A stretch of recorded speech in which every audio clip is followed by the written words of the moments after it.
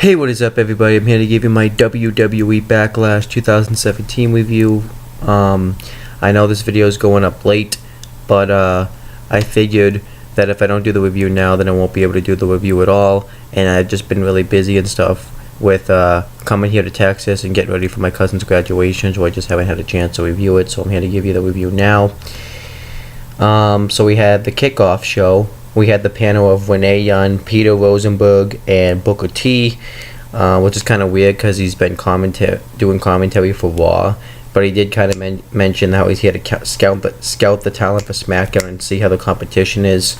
But I thought the panel was decent. The only thing I didn't like was Booker T. I didn't know what the hell he was saying on the panel half the time. He was just terrible. But then we had the commentary team of JBL, Tom Phillips, and Byron Saxton. They did the commentary for both the kickoff and the actual show itself. Then we had an interview segment with Ty Dillinger. It was one of those WWE.com exclusives. And he talks about how he's made a decent impact since he's joined WWE, and he's looking forward to his big pay-per-view debut. And he gets interrupted by Aiden English, and he's like, "It doesn't feel good to get interrupted now, does it? You've interrupted me twice, and now I'm going to ruin your big pay-per-view debut this Sunday." And then Ty Dillinger cuts him off and says that he's going to be him this Sunday. So I thought it was a decent way to build up the match. I guess it just was kind of tough to do so since it didn't have a lot. And then James Ellsworth gets interviewed, and he pretty much breaks down the 6-woman tag match by putting himself over, talking about how he's Carmella's homegirl. I thought he was terrible out there. And then Eric Rowan invades the panel. He just pretty much has a stare down and intimidates everybody on the panel. Terrible. And then Dolph Ziggler gets interviewed, and he talks about how he feels bad for all the Shinsuke Nakamura fans out there that are going to watch his first match and are going to have to see him lose because he doesn't plan on losing because he's been in a bunch of big matches. He talks about how they'll open in the show and he better be ready to win it. But I thought he cut a good promo. And then we have a Q&A segment with Sami Zayn. The questions that he gets asked is, does he think he can defeat Braun Strowman? Not Braun Strowman. Does he think he can defeat Baron Corbin?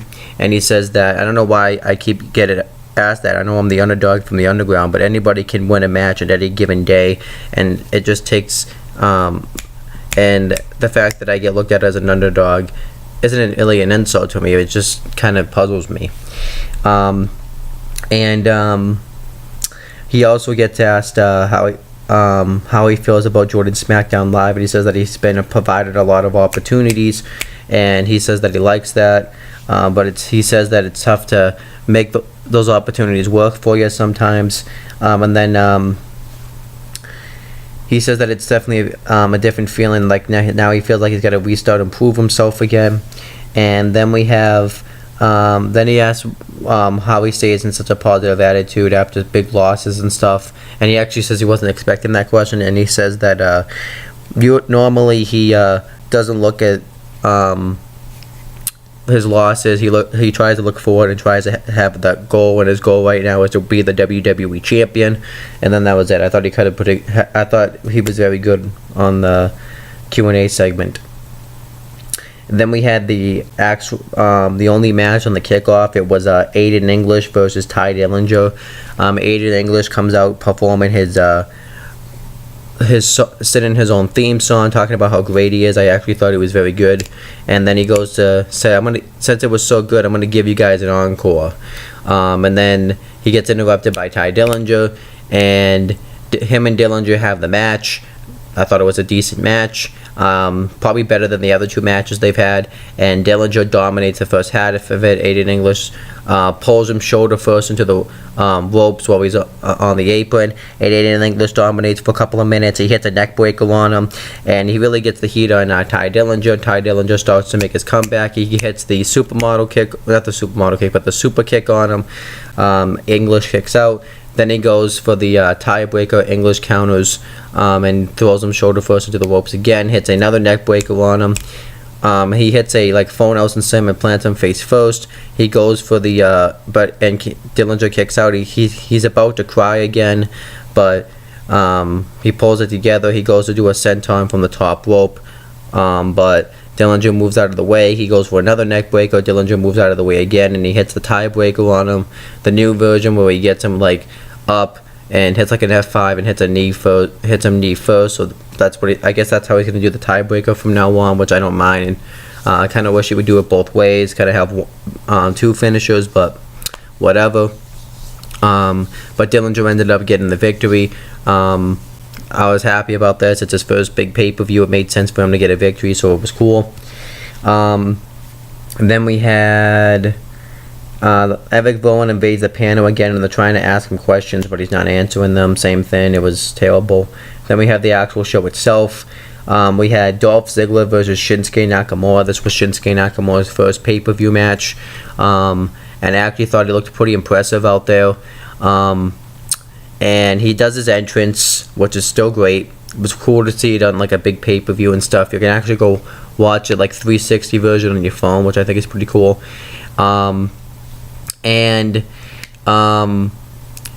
You know, he starts chain wrestling Dolph Ziggler. He goes to kick him in the head, but Ziggler moves out of the way, and he gets the upper hand at first. He hits a midsection shot. He plays mind games by swinging his arms down and putting his head right under Ziggler's back, and Ziggler doesn't. And Ziggler gets creeped out about it a little bit, and then he kicks Ziggler in the ribs, throws him over, and then Ziggler starts to dominate the matchup. He hits him in the back of the neck, and he pretty much dominates the matchup for a while. Nakamura makes a comeback, and Ziggler hits a super kick to the head, but Nakamura kicks out. He hits a jumping DDT. Nakamura kicks out. He hits a roll up on Nakamura, kick out. He hits a Fameasser on him, and Nakamura still makes a comeback. He hits a knee in the corner that looked pretty much like crap.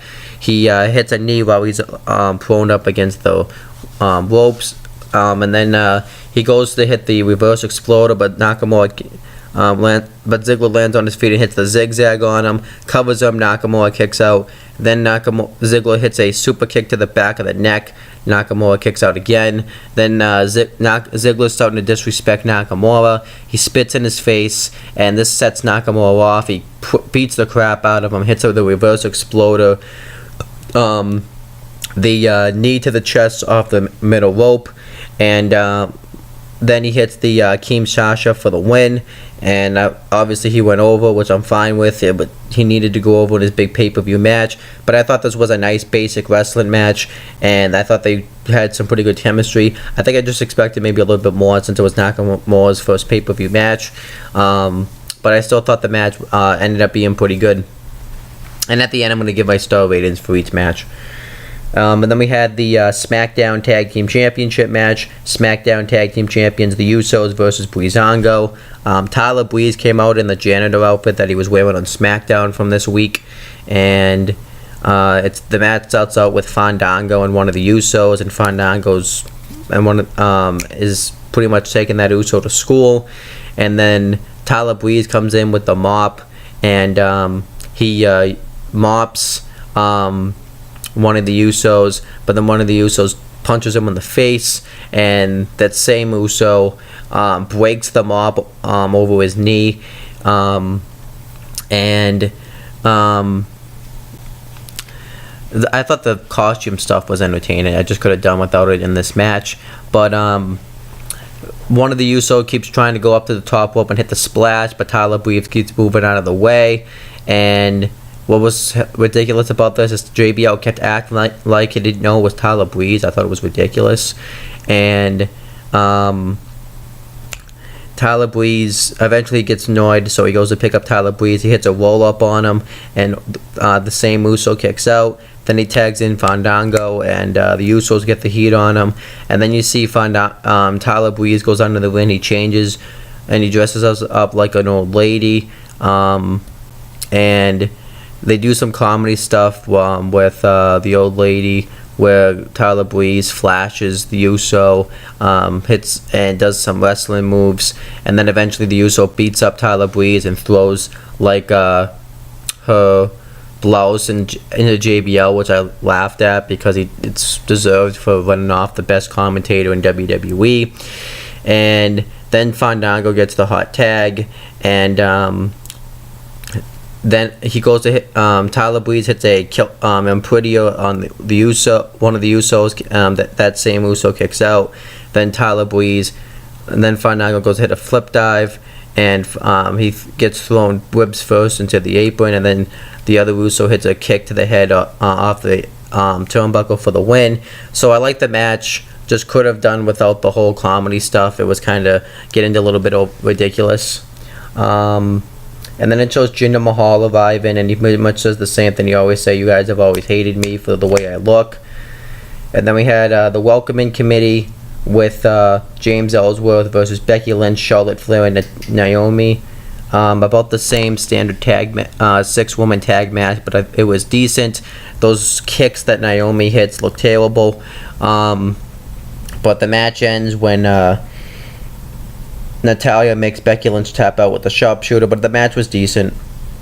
And then we had the United States Championship match. United States Champion Kevin Owens versus AJ Styles. I thought this match was the match of the night. It was really good. They both chain wrestle each other, and then Owens dominates the matchup for a good portion of it. Styles then starts to make a comeback. He hits a Hushi Kuroshi, and I like how they had the AJ Styles start off doing well in this match, and then eventually the injured leg caught up to him, and Owens threw him into the slammed it against the post, threw it into the steps, and started to go after his leg. Hit the cannonball while his leg was propped up against the ropes, and he hits the suplex into the knee to the head, and he hits a big clothesline. Styles even started to make his comeback, and he hits all his moves. Hits a DDT, hits a crossbody off the top, a drop kick, cool stuff. And then eventually he goes for the phenomenal forearm. Styles' knee gives out, and Owens goes to take advantage of this. Goes for the pump up power bomb, but Styles counters it into a Hurricanrana, and then eventually Styles goes for the Styles Clash on the apron. Owens reverses it, and Styles hits a suplex on the apron, and then he goes for the Styles Clash on the floor. Well, he hits a phenomenal forearm from the barricade because Owens had thrown him in there, and then he goes for a phenomenal for the Styles Clash on the table. Owens chop blocks his leg, and it lands into one of the holes of the announcer's table, and this causes Styles to get all tangled up in there. He tries to get out, but he gets tangled up in a bunch of wires, and then Styles gets counted out. So I didn't really care for the finish because I don't care for countouts on pay-per-view, but it makes sense, I guess, because you want to keep the belt on Owens, and you didn't want to have Styles lose. Then afterwards, Owens super kicks him in the back of the head, and I expect them to do a rematch probably on an episode of SmackDown, which will be fine. I thought the match was really good. I didn't really care for the finish. And then we had Luke Harper versus Eric Rowan. The match was boring. Didn't care about it. Luke Harper won with a discus clothesline, so that was good. White person went over, but the match was really boring. Then we had Jinder Mahal with the Sin Brothers versus Randy Orton for the WWE Championship. Orton was defending the title here, and Randy Orton, before the match starts, beats the crap out of Jinder Mahal. Because Jinder Mahal said that he, has lost his edge, so this was kind of to show that. So then when I didn't want to understand why the Sim Brothers didn't jump in the ring and attack him then. So then Randy Orton beats the shit out of him. The match starts. Randy Orton still beating the shit out of him. He hits a back suplex on the table, and then eventually he dominates like the beginning of the matchup. Jinder Mahal throws him shoulder first into the LAD board on the ring, and he really takes control of his shoulder. I thought a lot of the moves that Jinder Mahal hit were not very impressive, and then Randy Orton starts to make his comeback. He hits the draping DDT, goes for an RKO. Jinder rolls out of the ring and escapes, and the match, the Sin Brothers stand in his way before he can do anything else, and Randy Orton attacks them. He throws them over the table, and then he hits an RKO on Jinder in the ring. He's about to pin him, but the Sin Brothers pull him out. So then Orton attacks them again, back suplex them both on the table, hits a draping DDT, and then Jinder Mahal hits the New Colossus, which is the Cobra Clutch Full Nelson Slam, covers him and becomes the new fucking WWE Champion. And everybody's pissed. What the fuck? Like, this didn't make any sense. So, I've been waiting about what I'm going to say. So, the WWE Championship has been held by great Hall of Famers and future Hall of Famers, great wrestlers, and I'm not going to name them, everybody knows who they are, but it's been held by current and future Hall of Famers is what I'm trying to say. And now you mean to tell me that Jinder Mahal is now going to be on that list of WWE champions? Like, it doesn't feel right. Jinder Mahal, there's the 360 thing of all the great WWE champions, and then it shows Jinder fucking Mahal. It's just stupid. This guy literally was a jobber 6 weeks ago before this show, and now he's WWE champion.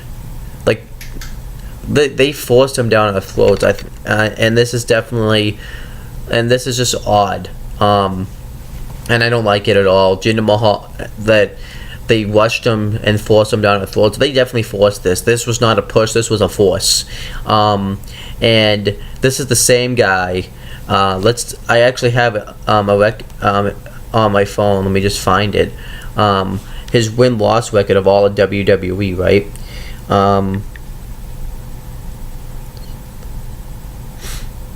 I just gotta pull it up because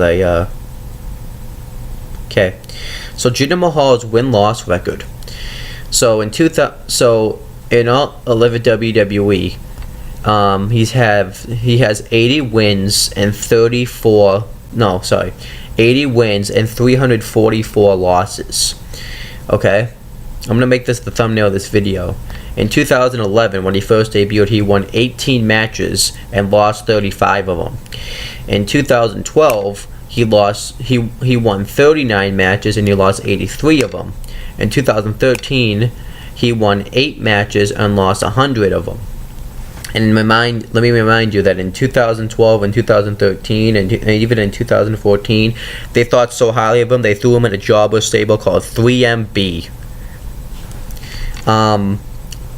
In 2014, he won 1 match and lost 52 matches. And he was released in 2014. That's how much they thought of him. And you know what one of those losses was? It was to the miniature bull, El Torito. Great progression there. And in 2016, he finally returned to WWE, right? He won 3 matches and lost 33 of them. This year alone, he won 11 matches and lost 42 matches. And it's not like they were trying to build a story saying, oh, I'm going to regain all my wins. No, they just decided randomly to throw the WWE Championship on him. He was a jobber. He was a jobber on Raw, comes to SmackDown. You know what he did his first night on SmackDown? Actually, let me remind you, they thought so highly of this guy that they had him get bitched out by Gronkowski. They don't just throw the main talent on Gronkowski. They throw somebody they don't give a shit about. And that's what he did his first night on SmackDown. And then a week later, he was WWE Champion. Or not, he was the number 1 contender. Now you're going to tell me that they're going to put the fucking WWE Championship on this guy? Let's not remind you, too, the guy is clearly on steroids. I don't really believe the bullshit that he's passed his wellness test or anything. I think that it's complete bullshit. I don't even think that he's been tested. So, yeah, we can just get that out of our minds right now. But it's just absolute bullshit. The fact that this guy that was a jobber 6 weeks ago is now WWE Champion is ridiculous. It pretty much just devalues the WWE Championship. And, you know, the fact that they've also denied guys opportunities time in and time out again and again is ridiculous. So, and they kept going back to it because on Talking Smack, which was hosted by Renee Young and Peter Rosenberg, they kept asking every guest that was on it. It was absolutely ridiculous. They were trying to make it seem like this was great, but it was terrible. I don't know what the hell they were trying to do last night. Another problem with this is they pretty much threw Bray fucking Wyatt under the bus so they could put the title on Jinder fucking Mahal. Like, this was a force. This was not a proper push at all. The guy was literally a jobber 6 weeks ago. Then what? And also, it just shows that the WWE Champion can't retain his title on pay-per-view. Stiles lost it to Cena at the Rumble.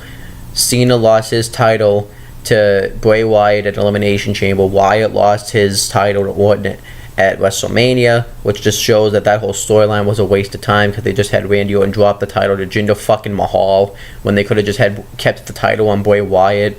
Really help make up everything that they had done badly with Bray Wyatt. They put the fucking belt on Jinder Mahal. Like Bray Wyatt had finally at least been built up somewhat properly as well, because he was starting to get victories, he was getting momentum on his side, and then they just threw him under the bus, and now Jinder Mahal is WWE Champion. That sucks. But anyhow, let's talk at Smack though. Sami Zayn got interviewed. He talked about his big win over Baron Corbin, which I forgot to cover that match actually because I was going through this show so quickly. That match actually was a pretty decent match. Jinder Mahal targeted his back the whole match, and then Sami Zayn fought through it, and he hit a sunset flip on him, and then eventually he hit the haluva kick for the win. I actually liked that match. It was decent. But he talks about how he wants the WWE Championship, how Money in the Bank's coming up, and he wants in that match. So it was pretty much about the same stuff he said in his Q&A. Ty Dillinger talked about his rising in WWE, how he used to be there and then he fought to get back, and how now he's been at WWE, he's got his feet wet, and he wants to start to make an impact, so he wants to be in the Money in the Bank ladder match. And then Kevin Owens got interviewed and talked about how he's the best wrestler in the world. He walks off when Peter Rosenberg says that AJ Styles is the best, and then he actually intimidates him. I thought that was funny. So Talking Smack I thought was pretty good. Overall, I enjoyed Backlash. I thought it was a decent show. It did have its problems in it, but I thought the show was decent. For the star ratings, I'm just going to give it to you my star ratings for each match. For the kickoff, I'm going to probably give that match 2.5 stars. I thought that match was decent, and it was a good kickoff match, and right person went over. For the Dolph Ziggler Shinsuke Nakamura match, I'm probably going to give that match 3.5 stars because that was actually a good solid wrestling match. Right person went over. For the SmackDown Tag Team Championship match, I'm going to probably give that match actually no, sorry, I'm just tired. Sorry, well, not tired, but I'm just waking up, so I messed up. I meant to say for the kickoff match, I'm going to give that match 2 stars, just because that was a good little kickoff match. For the Ziggler Nakamura match, same. SmackDown Tag Team Title match, that's the match that's 2.5 stars. It was a decent match. I thought Xango looked pretty strong. Just could have done with the whole costume stuff. For the Sami Zayn Baron Corbin match, 3 stars. Nice match. White person went over, I think. For the 6-woman tag match, probably going to give that match probably also 2 stars, just because it was just a decent 6-woman tag. It didn't really feel special, but the right team went over. For the U.S. title match, probably going to give that match 4 stars. It was really good. Would have given it 4.5 if it had a better finish. Harper Rowan, 1 star, 1.5 maybe, because the right person went over, but the match sucked. For the WWE title match, the match was decent. Probably give that match 3 stars. But the wrong person went over, and it was just stupid. Shouldn't have even. But I was thinking, like, why did this match main event? But what else match could have main event? Nakamura Ziggler didn't really feel like a main event. It felt like an opening match on the show. Owens and Stiles had a fuck finish, and everything else just didn't have the right position and stuff and be able to open the show.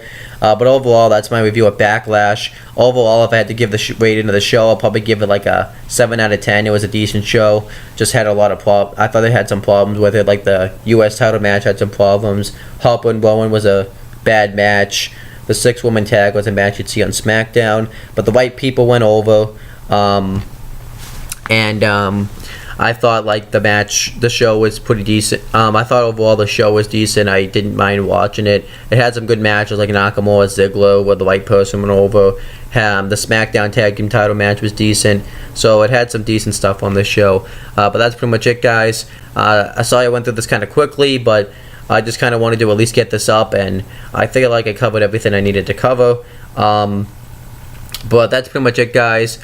Please make sure to subscribe to my CM Brothers Owen the Talkinator channel, and make sure to subscribe to this channel for future content as well, and I'll talk to you guys later.